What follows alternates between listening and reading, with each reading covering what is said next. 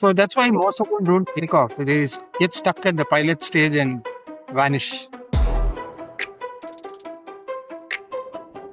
There's something to be reflected upon by every business leader and every AI founder.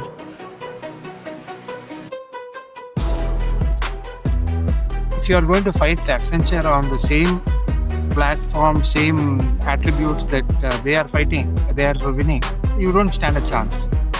See, at the board level, technology is not the driver. At the board level, financial results matter the most. Yeah. So, over a 5-year period, these businesses have to generate $160 billion of profit every year just to buy AI. Yeah.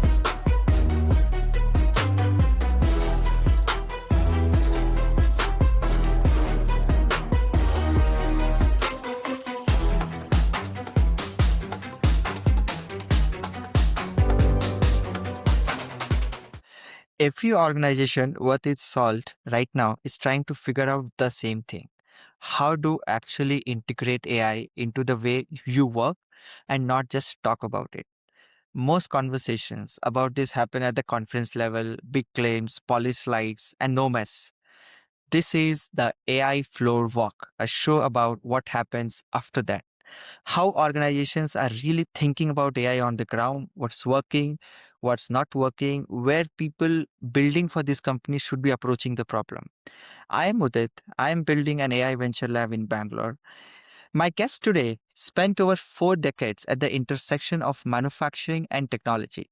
He started his career at Tata Motors, spent years in the consulting work across DXC, Convences, and many others, and then came back to the factory side as the CIO of Sundaram-Clayton Limited, as one of the India's most respected automotive manufacturers and part of the TVS Group. What makes his perspective rare is that he has seen AI and digital transformation from both sides, as a person selling the promise and as a person who had to make it real on the ground. Stepped away from that role and he's working with multiple B2B AI startups to help them build and scale their products, which means he now sits on both sides of the table at the same time. Shankar Vishwanathan, a very warm welcome to the AI Floor Walk, sir. It's a great pleasure. Hi, Udit. Delighted to be here with you.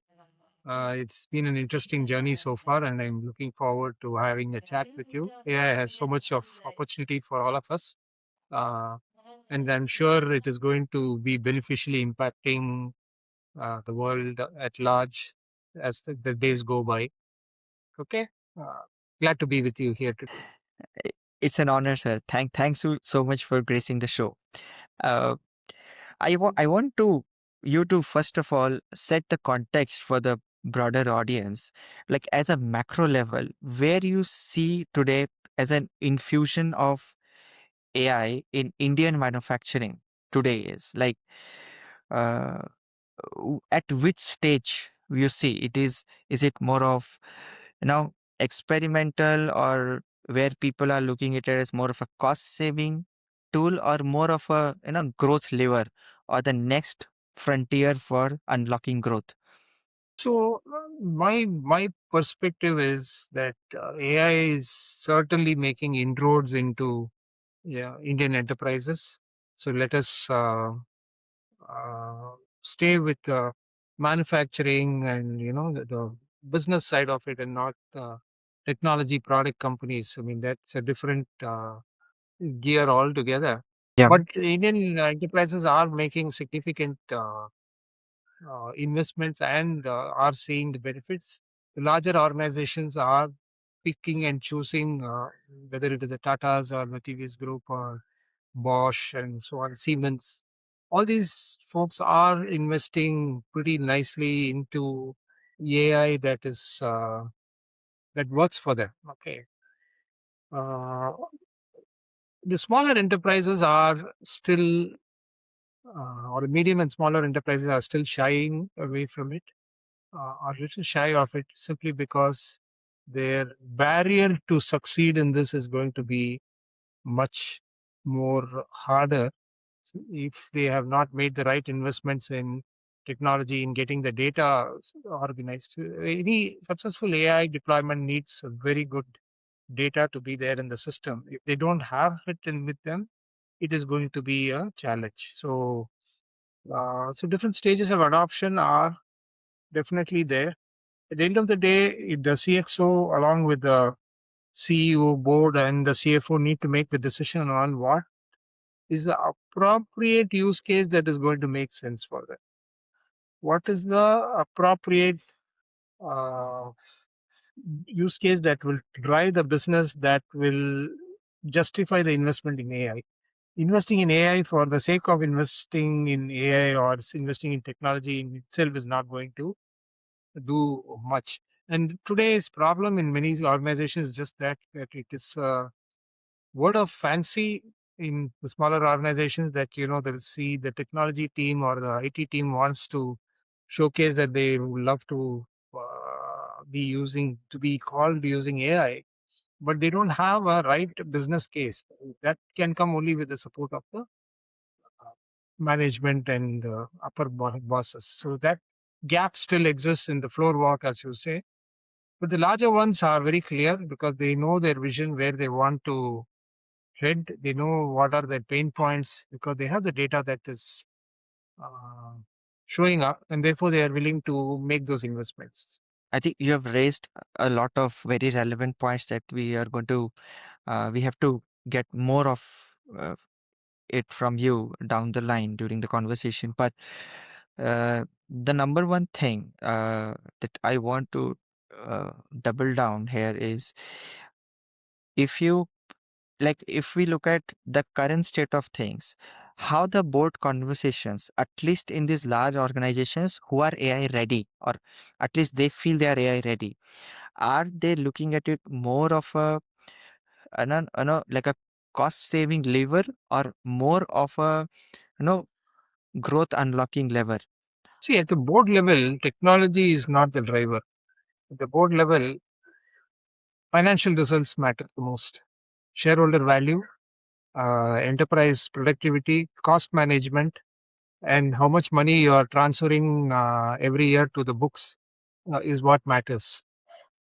If you So from a board perspective, they really wouldn't care as much if you were simply moving money, you know, with manual labor or with the most sophisticated technology. The expectation is that technology will bring in a level of efficiency that human beings cannot uh, perform, right? It is something beyond a human realm to go and extract that extra ounce of productivity, efficiency, continuity, so on and so forth. There's no fatigue, there is no safety issues. And that is why automation, investment in automation becomes a big deal. And that is why boards will sanction it, will support it.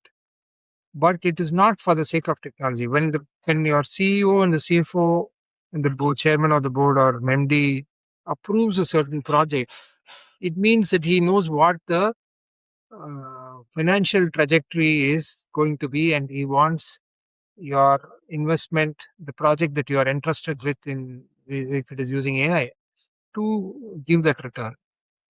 So the organization's tech team and the business team that is deploying the AI solution has to be very clear about it.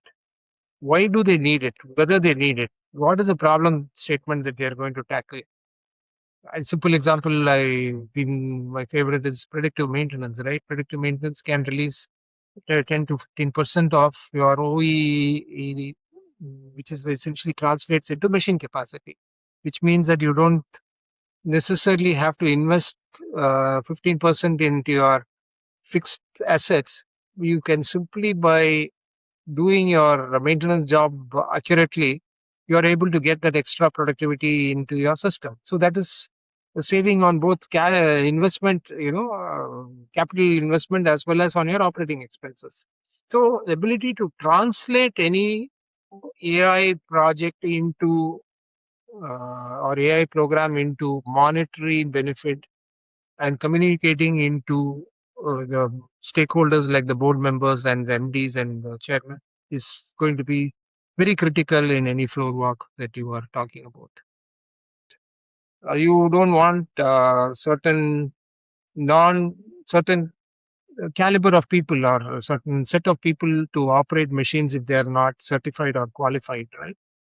So linking biometrics, their certification profile, their education profile, their experience, you can guardrail a lot of manufacturing so that there is no accidental operation of machines.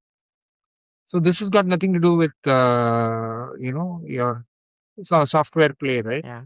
Here AI comes into the picture because then you want to make sure that the individual authorized individual only can come in. If there is no authorization, but somebody is still trying to do some foolhardy thing around the equipment, alerts go out, safety inspectors come in, because then there is also a question of insurance and other protocols that kick in, regulations kick in. So the ecosystem is very different. At the core of it, your principles may be the same, but the way gets deployed out will be very different. So how this AI wave is gonna play out is, I think now a lot of it depends on how Indian CXOs or the CXOs of these companies, you know, plan their transformation projects. Now, let's try to decode the playbook for any CXO of this medium to large Indian enterprise, especially manufacturing enterprise, that they can use to actually make decisions. And one of the most hot topics today in this AI era is build versus buy. Why is it more significant than, this question has been there for, since the dawn of, digital transformation in any industry. But why is it more relevant today than ever is because now there is a lot of discussion around data sovereignty. There is a lot of discussion about building our own models to, to protect your data or to have that, you know, mul- the compounding effect, because a lot of IP sits in just the domain intelligence or the domain data that a company holds. So, how do you see this build versus buy thing shaping up, or how a CXO should, take decisions? What is like? Let's try to build a playbook for them. So the good question. So build versus buy. Fundamentally, the Indian enterprise, typically a structured Indian enterprise, has its core functions, right? Manufacturing or retailing or whatever their healthcare operations or whatever they do. That is a core business. They are to be investing, managing, getting the benefits, marketing it, tracking customer experience, etc. For that, it's for the core business. Technology in an Indian and in many other enterprises is not the primary line of business. Okay, it is not their primary job. So if you take Tata Motors, building an AI engine for whatever they want to do, it's not their primary business. Okay, their primary business is to make trucks and buses.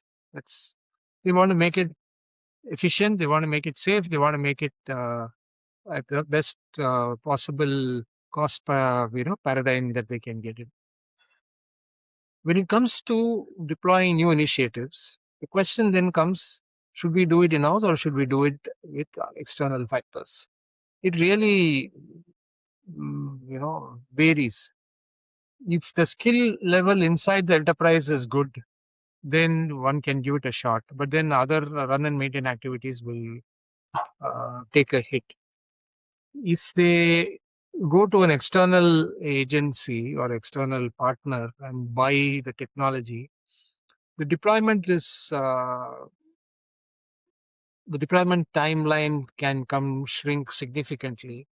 But what happens is um the ability of that partner to gain the intricate knowledge of the enterprise, there is a learning curve in that, and critical deployment factors can be missed.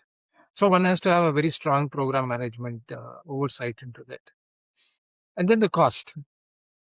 When do you want to invest? How long into the future do you want to see the return, and how do you want to action it is going to be the next aspect of it. If you're willing to wait for a 3 or 5 year period, then you might as well, do work internally. But today, the world is moving to a situation where people are specializing in their core competencies, right? And so you purchase the core competency to the extent that you want, and then uh, get the ROI that you want out of it. From my experience building the second order, what I have been observing as a technology partner to some of these companies is now they are looking at AI just as any other, you know, software product that they have bought previously. But one thing that is very peculiar about AI is it kind of captures your entire domain knowledge, your domain, your data, and then compounds over it the more you iterate and the more you use it. So basically, it is not just a one-off build. It has to be part of your, you know, central operating or decision-making process where you let AI systems, you know, start at a point but keep improving over time. Now, when you go out and buy a technology of this sort, what kind of vendor relations you're gonna have? You can have a, a pure services vendor who are supporting you with their skilled human resource to do this job. Or there could be a solution partner where they are building solution and managing it for you. Or there could be a product company who is just building the final product and deploying it in within your environment versus or keep it in their own environment depending upon the data privacy and the sensitivity of the data. But all of these three or four different ways of vendor engagements, sometimes CXOs are not able to decide whether it is worth investing, you know, in-house, partnering with a human resource partner, or partnering with a solution company or a product company. So there is so much confusion here. See, the issue is what the CXO needs to understand what is his problem statement. Okay, what is he trying to solve? If he's clear about that, then defining what kind of relationship or what kind of vendor or buying, making it build inside or product company or solution company is a lot easier. As an example, if you um, if you are looking at a safety solution, right? We talked about that a while ago. An AI solution for ensure compliance and safety. That company, there aren't too many software solution providers who will be able to bring that up. You have to go to a specialized product company who is into building that, who has built prototypes, who has got visual recognition software capabilities, who has got image processing capabilities, and who knows how to fit in an ecosystem that will pick up images and process it in a very short time frame, and so on and so forth, to give the necessary results and alerts. Software solution company will not be able to do that because their core competency is elsewhere. So I think that dissection of uh, vendors is dependent exactly immensely on what the product they are talking about. If you take a company like Tata Steel or Hinduja Foundries or anybody, anything to do with their machines, data that has to be acquired from their machines or their furnaces, so on and so forth, needs sensors that can pick up data at very high temperatures. Okay, it's a very specialized area, and there are very few companies who make sensors which will give you data at data that is picked up at 1,000 degrees or 1,500 degrees centigrade. Now integrating that data into your uh, data ecosystem, it's a very specialized field, and there are data system integrators who can do that, and you would go to them for such solutions. Reporting anybody can do. Once you get the data into your data warehouse or enterprise data model, you can get everything, any kind of reporting from there that any solution can do. Okay, so now, sir, you have explained about how a CXO should look at build versus buy and which kind of vendors to pick. Uh, Now, a lot of these CXOs are also not able to come up with the right payment model uh, to pay these vendors. So there is this outcome-based pricing model where which is gaining a lot of traction, but still there is a flip-flop between how to pay these young AI companies when a lot of times they are asking for some upfront fees, or when the ROI is not very clear, how a CXO should uh, think about paying their vendors so that it's a win-win for both parties. See, it is a risk versus reward situation, right? So in a startup, both the startup and the CXO are taking the risk. Okay, because the CXO is trying to entrust the product to somebody who was very new in the game. Similarly, the startup is trying to find a marquee or a launch customer who can give them the success, right? So there is a risk that both are taking, and therefore the reward should be according to that. Ideally, if it is the first of development, then the ideal way to do is somebody picks up just the costs and not the profit. Okay. So if the CXO is entrusting ground up development or ground up work to the startup, then we can get into a model where he can say, look, I'll cover your costs. But the moment you deploy and I start seeing return, I will give you an enhanced profit margin or enhanced return. Otherwise, if he's going to deploy it in other instances, other businesses with the same product, then he can take a royalty so that it covers his costs. These are various pricing models are available depending on really the quantum of outlay. Whereas if it is a successful product, like I'm just using a name here, SAP, you cannot negotiate anything. You just sign up and pay what they ask you for, right? So these are challenges that will happen. The maturity of the product, the potential success of it, the potential value it can generate will all make a difference in how you take this forward. So there is, unlike the traditional pricing model where you sign up for a certain number of licenses and renew it on a regular basis, there is no such fixed model here. It all depends on the solution that you are trying to deploy. It also, you can link it to the ROI. So if there's an ROI that is expected and guaranteed, then uh, the build the build guy can ask for that a share of that once it becomes successful and he sees the ROI and vice versa. Have you seen in Indian context anywhere this ROI driven or outcome driven pricing work really well? It does.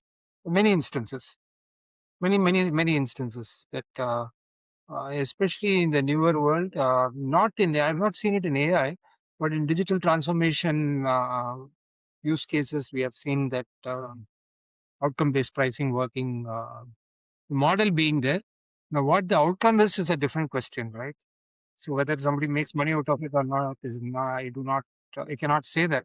But the model is definitely in vogue. So you can, stretching it if you are doing on something like, let us say, quality inspection, and you are able to inspect 1,000 parts an hour or more using the platform, you can claim a bonus for it for every additional incremental one. Such models are there. I have worked with such models. I've negotiated such models. So these are in vogue. Penalty and there's also penalty side. If you don't complete that, then you take away from the base price. And if you do it better, then you pay a bonus on it. So that, but to do that, one has to be very strong in what the requirements are.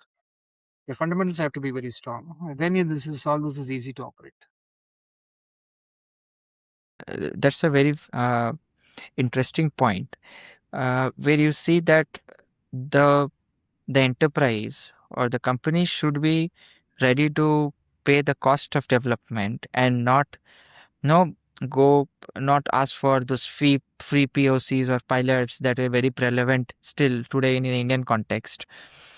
But yeah, at the same time, the the AI vendors have to be, a bit transparent in, first try to prove the value and then look for profit margins or, reward sharing. uh, in this context, now let's say there is a CXO who has gotten maybe a use case in maybe scrap reduction or some quality assessment, and then he got a few vendors. But the challenge for a CXO today is there are so many vendors.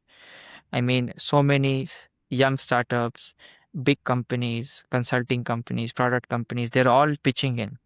So, what as a CXO is your checklist when you lean onto a pitch?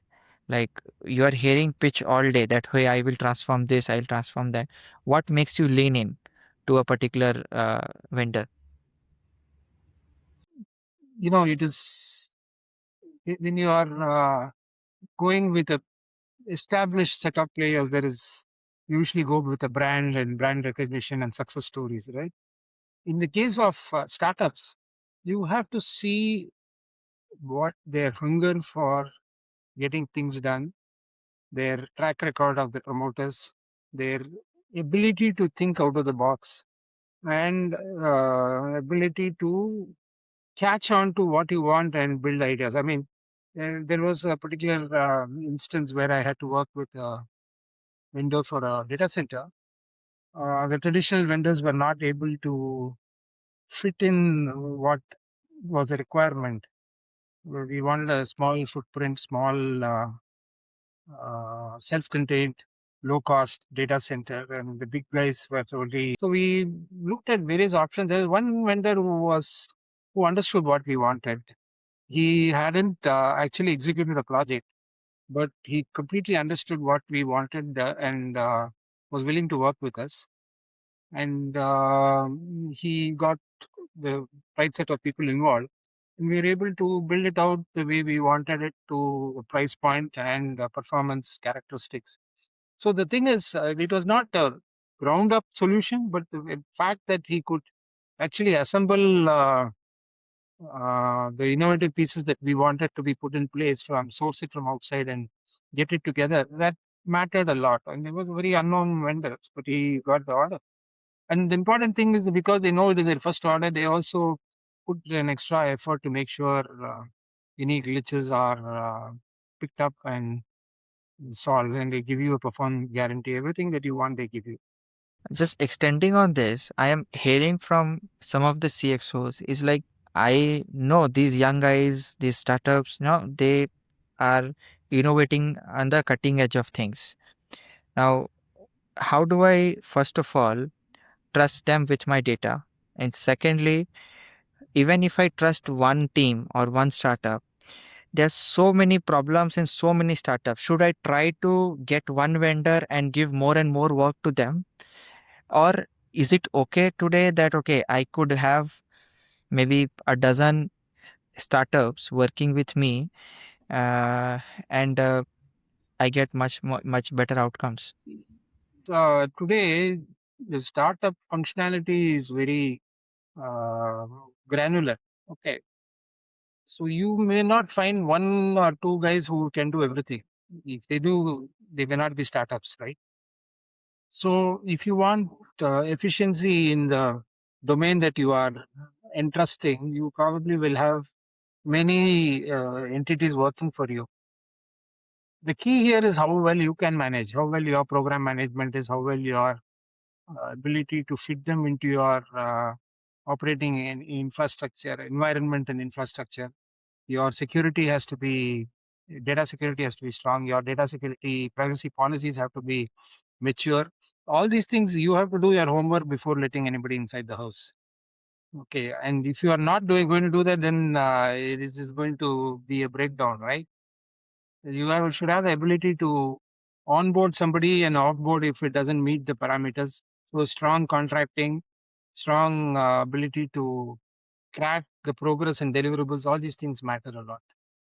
So there is one more piece that I forgot to mention, which is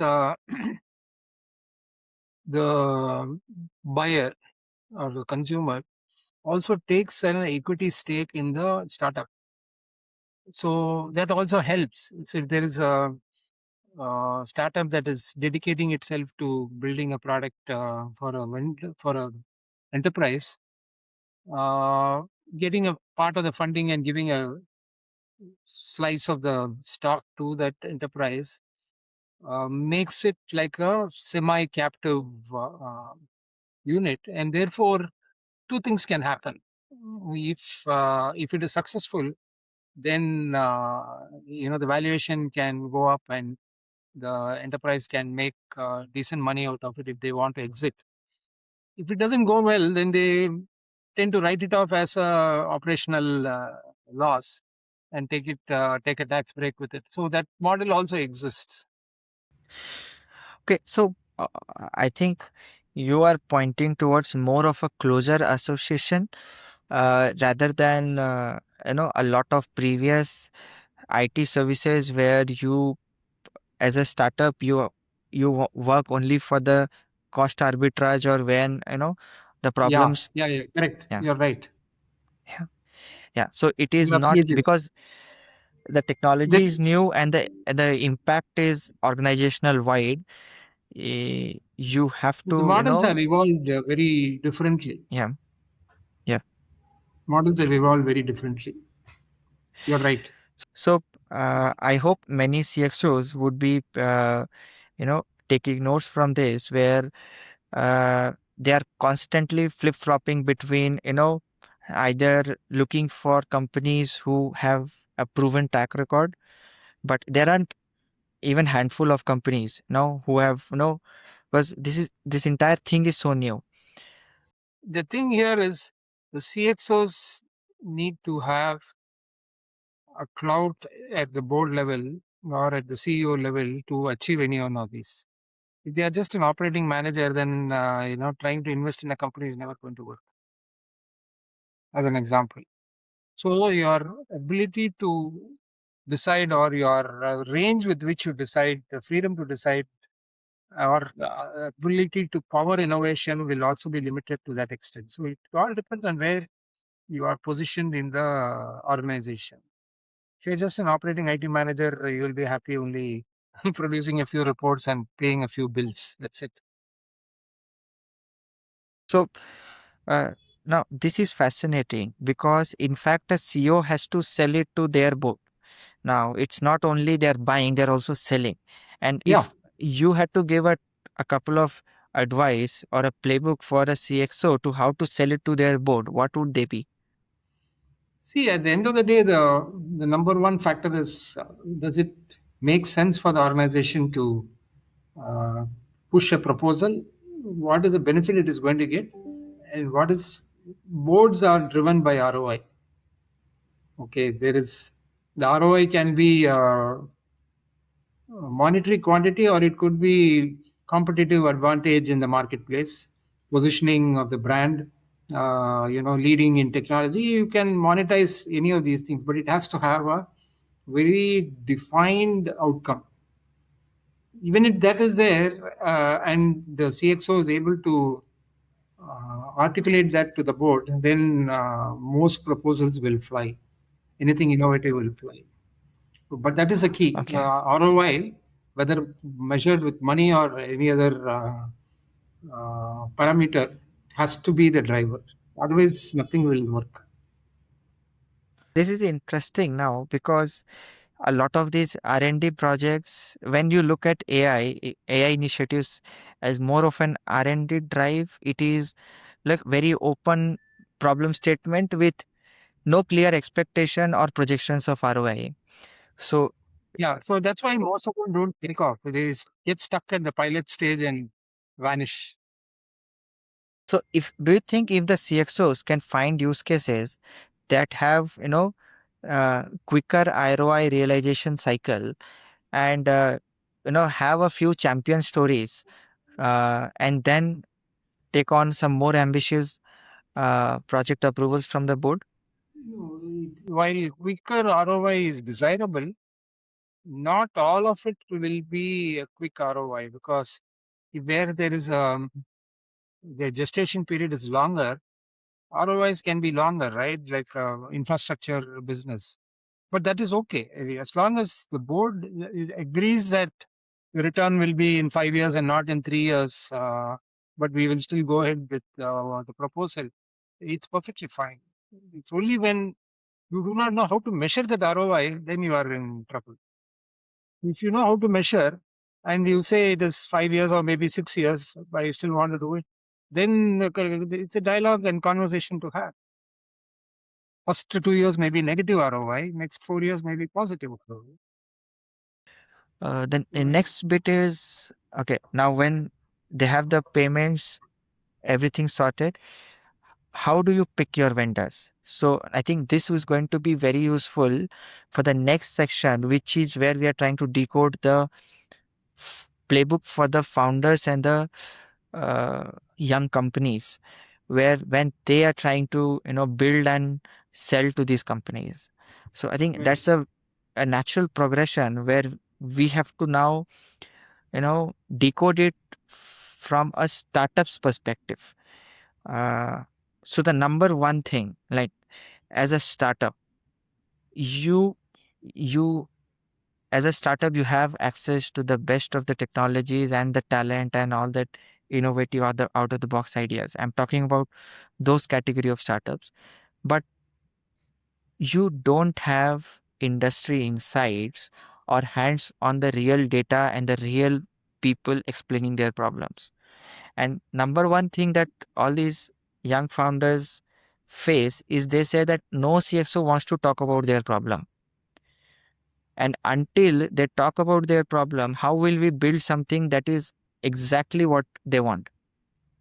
See, yeah, I get it. So,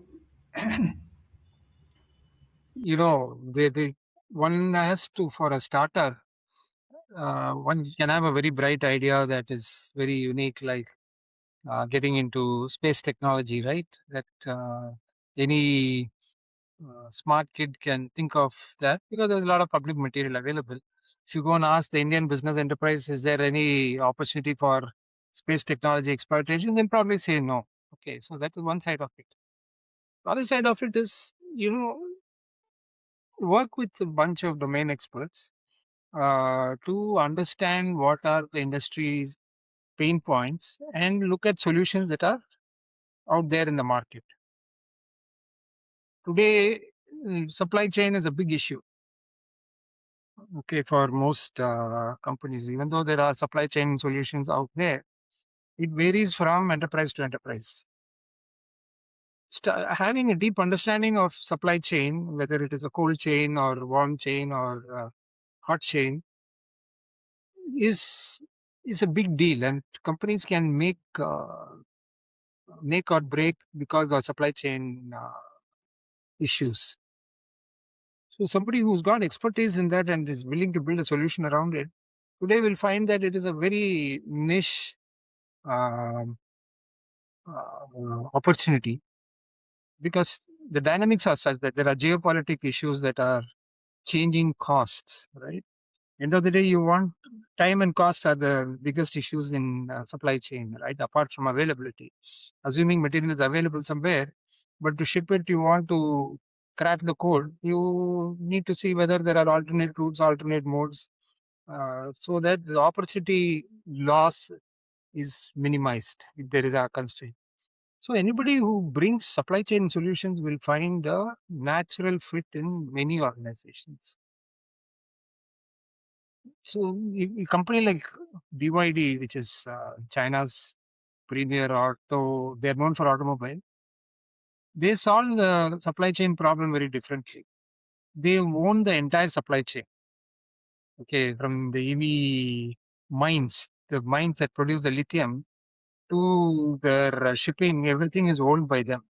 So their supply chain is managed very differently, and they make a ton of money. They are the number one EV player in the world.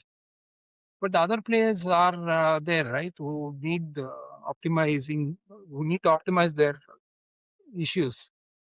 So this is just one example. So like that, studying the industry requirements will be uh, very useful. Another is scrapping, right? Studying scrap material and how it is recycled within the norms of uh, government's green regulations, as well as companies' own recyclable inventory. Solutions are there, people can pick it up. So these are point solutions that are, somebody has expertise, they will be welcome in a enterprise.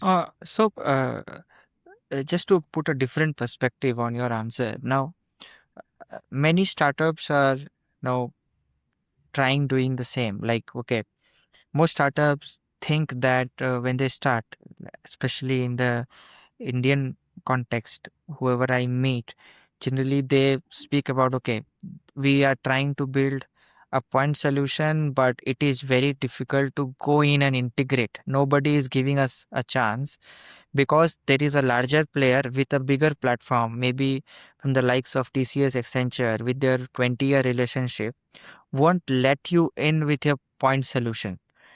So now, this is one side of the story. And the moment the startup starts thinking more of a platform or a wider, they spread a wider net, immediately that dilutes the weightage in the pitch. And the CXOs say that, okay, there are 100 such platforms and I'm already signed up for one. Uh, for example, if I try and sell a CXO a vision AI platform that helps using computer vision, does defects, helps you categorize your defects or reduce them, do quality assessment, do safety. So these are like 4 or 5 problems that are all powered with the same vision technology. uh, I hope now you know the dilemma for a founder. Yeah, so part of the problem is you pick and choose something that is already there in the market, right? Now, if you were to introduce, as an example, a brand of soap or brand of tea, what would be your USP? Given that there are so many brands in the market, and in tea, you can only compete on price, right? The flavor is not known until you actually sell something or you buy something and brew it, or so. So many of these issues that come up are because people are talking about solutions that are already there, and they are trying to do a delta improvement and go back and say that, look, I'm got a point solution for some problem like that. No CXO has the time. The founder has to pick and choose. Okay, if you are going to go and offer a payroll solution, nobody is going to buy unless you are willing to do it free or you have something very innovative, right? So, what will drive it? What will drive existing platforms is innovation. If you have an innovation over whatever is there in the market portfolio, then you have a choice. Otherwise, it's going to be price and licensing terms, how free and flexible you are in terms of deploying it. Whereas you go to a market segment that has live problems, like I talked to you about supply chain, where you can demonstrate that your downtime due to disruptions could be minimized to, let's say, 5% or 10%, whatever is a number. If you can demonstrate that because your algorithms are so much better, obviously anybody will fall for it, because you're not talking money.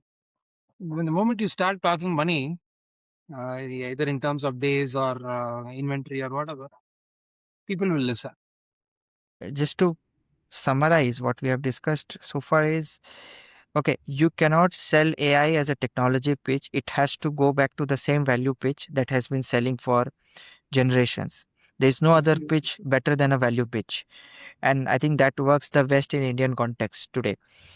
Now, Absolutely. even if I have a value pitch, uh, and the pitch is compelling, I have the domain expertise, and but I am still a 7 member, 8 member startup, and because these problem statements are so lucrative, the AI opportunity is so lucrative even for the likes of TCS and Accenture. uh, how do I even compete with them? Because they have 20-year relationship already with the enterprise. They are ready to offer a lot of things at a different pricing structure. Maybe they won't ask for the upfront development cost which a startup would expect. So immediately you are a foot behind these companies. So you have to pick your battle. As a founder of a startup with 7 people competing with Accenture with 300,000 people, you have to pick your battle where you want to take the fight, right? If you are going to fight Accenture on the same platform, same attributes that they are fighting, they are winning, you don't stand a chance. Whereas you go with an innovative approach, you find out what Accenture is doing and you are doing something different, or you are a subject matter expert, let's say like on tax or something like that, and you go to an innovative platform, you have a wonderful chance. And the other thing is, if you have a good solution as good as what Accenture has, you don't necessarily have to go to the same client as Accenture. You can go to a smaller guy, smaller customer. You don't have to go to Tata Motors. You can go to somebody in Coimbatore who's making EVs, right? Ultraviolet or somebody like that, and offer that solution. So you have to pick your battles. You have to be clear about the business strategy you want in penetration of your business. So that is something that the founders has to be very clear about. It's not just their technology, but also how they plan to launch it into the market is also equally important. Yeah, that's all I will say. Yeah. uh, no, yeah, everybody is trying to dodge it, but I want your view, because you have sat on the consulting side of things. Now, in this today's AI wave, do you see these consulting companies also trying to be, when they are building solutions and they are pitching to these enterprise, maybe manufacturing companies, are they becoming hyper competitive and hyper personalized, where now their pitch is also startup like, in terms of, okay, they are also finding their own niches, uh, or is it still the old way of the same top down selling, where they are selling mostly on relationships and the traditional, the consulting style? Is there a change in how these consulting players are operating today? So if they were to make a pitch to a big company on ESG solutions, you would find an easy way in. Then you can cross sell. So it also depends on the strategy that you are. If you are going to go and compete with the main and Bain and McKinsey, you are not going to make any headway. You won't even get called into the reception, right? So guys have to have the proper roadmap for entering or making a breakthrough into this. Very clearly done. Otherwise, that's not going to fly. So it's one thing to have a good idea, a good technology platform, build on it, deliver solution. Along with it, the founders also need to have a good strategy in how they want to penetrate the market. Sometimes going with VCs and investors who have contacts helps. They make the pitch and open the doors for you, but you still have to deliver on top of it. Yeah, you have to pick your battles at the end of the day. Know your strengths and pick your battles. That is Okay, so can you share some of the from your recent experience, where do these startups are winning? Like, is there a secret formula apart from what all we discussed that the startups were winning, AI startups were winning in Indian manufacturing scene? Let's say I have a voice AI solution. There are at least 100 companies, startups in India building voice AI. Did you came across anything apart from the right GTM, the right value pitch? Any other point that you see that has shown good results? I think one area where startups could potentially work is look at greenfield plants that come up.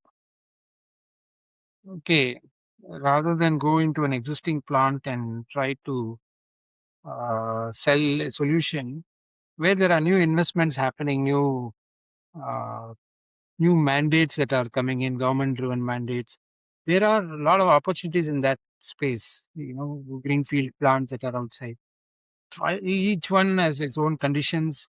Power usage is energy usage is a big deal, and people who have the ability to integrate energy consumption and report it for its efficiency.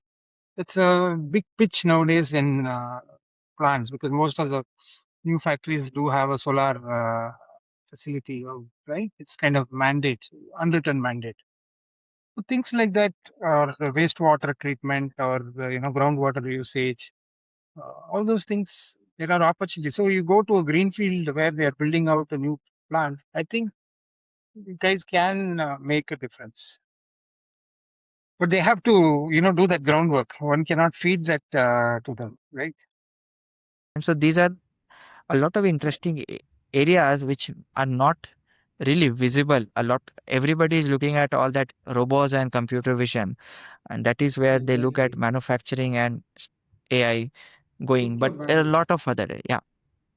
So I think now a lot of founders should, from this conversation, should have built their own mental model on how to plan a startup, build it and execute it, right from planning to pricing to delivery.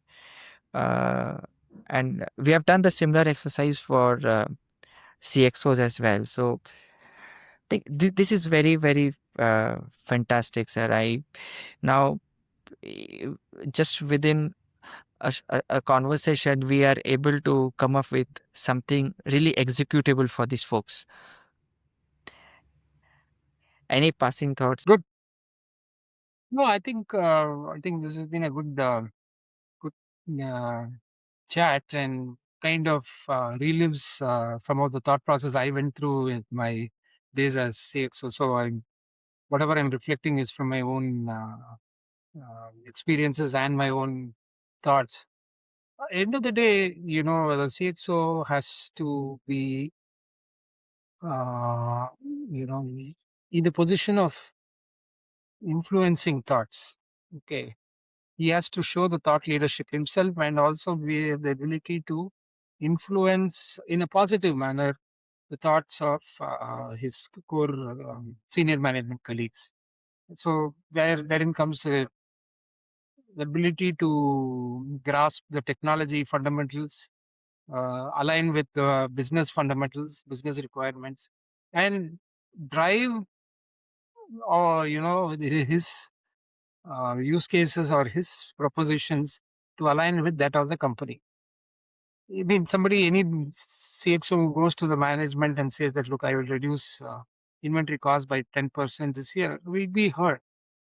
So if he has a technology solution that reduces inventory cost by 10% or whatever percentage, those are conversations they need to have, or cut supply chain down from 48 days to 35 days, inbound supply chain. It's another thing that we will listen. So his mantra should be aligned with the business. You should not go and say that I will use, you know, Anthropic or Lambda or any one of those Copilot or something like that, because doesn't interest the CEO. He listen to them. Always the conversation has to be aligned with the numbers. Yeah, What and I matters think, to the company? yeah, please go on, sir. Yeah. So Okay. I think this is very interesting. If I have to, the key takeaway for me, so as from this conversation has been that you have been a CXO, an AI leader working with a lot of AI startups. But still, if I had to just try and recollect the number of times you use the word AI in this conversation, I think this has been one of the very few AI podcasts where the word AI itself is the least used. I think that itself summarizes everything. It is still value driven. It is still focusing on business outcome, whether it is CXOs pitching to their boards or startups pitching to their CXOs. I leave you. I leave you with a parting piece of information. So the cost of AI is going up. Okay, as the days progress, while there are enough LLMs, algorithms in the model, and Mythos and so on and so forth, Mythos 5, Claude 5, all these things will be coming in the market every other day. There is no shortage of knowledge and algorithms in the market. What is getting missed or what is not seen evidently is the cost of using them is going up. Okay, so any solution that uses any one of these models or platforms to generate a solution is going to be more expensive down the line than it is today.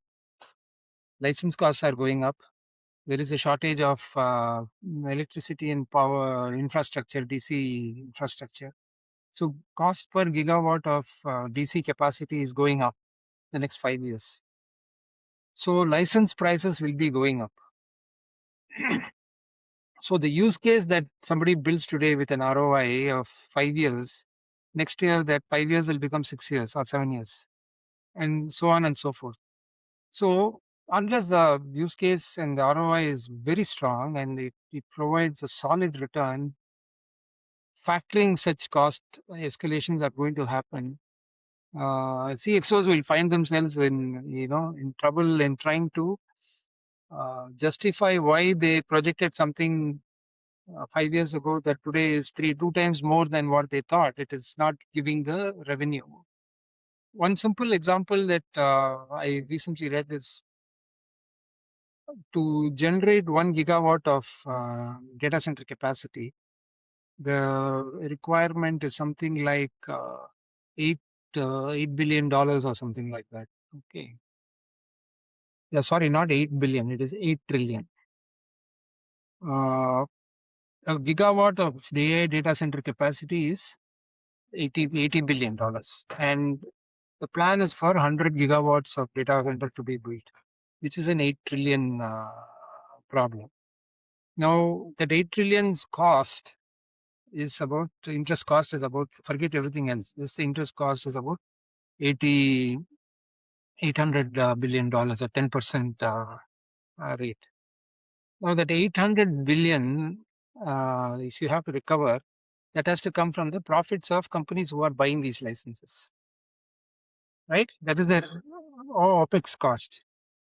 So, over a 5 year period, these businesses have to generate $160 billion of profit every year just to buy AI. So, imagine the use case that they have to portray, action, and give the return. So, it has to be a very tight ship. You just can't embrace AI just because it is there in the market. You have to have your use case very, very clearly done. So I just wanted to leave this conversation with that thought. So I Be think cautious.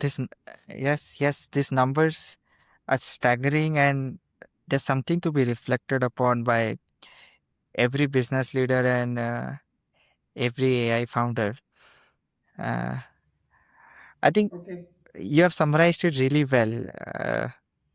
Thank you so much, sir. And this conversation in itself is uh, a complete playbook for both founders and CXOs. So I hope you guys enjoyed it. Thank you. Thank you so much.